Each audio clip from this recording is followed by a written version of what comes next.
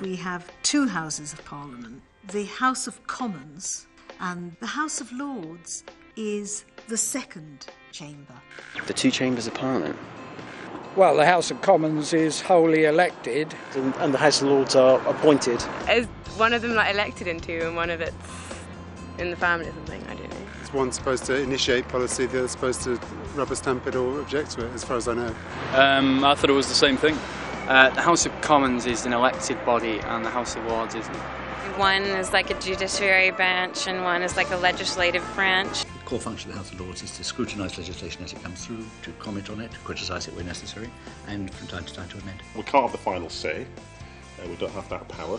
Only the elected chamber has that power. But we can revise law, and we can make law. We can suggest laws. Often the House of Lords has to do is to go through the absolute detail, little by little, of the bills that come up to it. Sometimes if a bill starts off in the House of Lords, like it has with the Children and Young People Bill, we try to make a good bill to go to the Commons for further revision. Sometimes the House of Commons then send it back to us, not having accepted our amendments, and even occasionally we send it back to them again in a game that is known as ping pong. But I'm glad to say that doesn't happen very often. The net result is that the acts which come out at the other end should be better as a result of that. My impression of the House of Lords would be a big building where lots of men and women meet. I know they're kind of there to stop the House of Commons doing what they want to do. I haven't got a clue. They review legislation.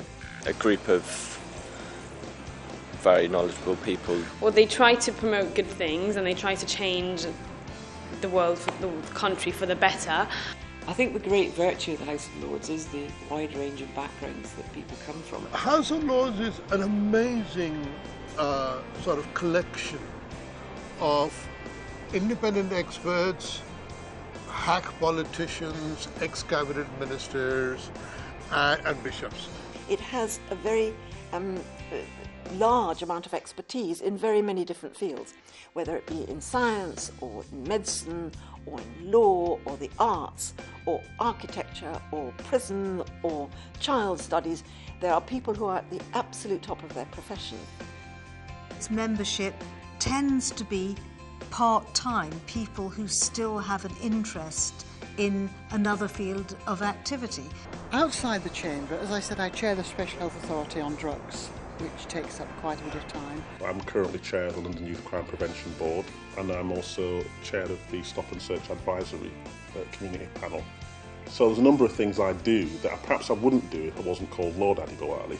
What does the House of Lords do for you, do for the public? I think it produces better legislation. It protects the public from laws that haven't been thought through sufficiently. Our votes are absolutely critical. We defeat the government quite regularly. We make them think again.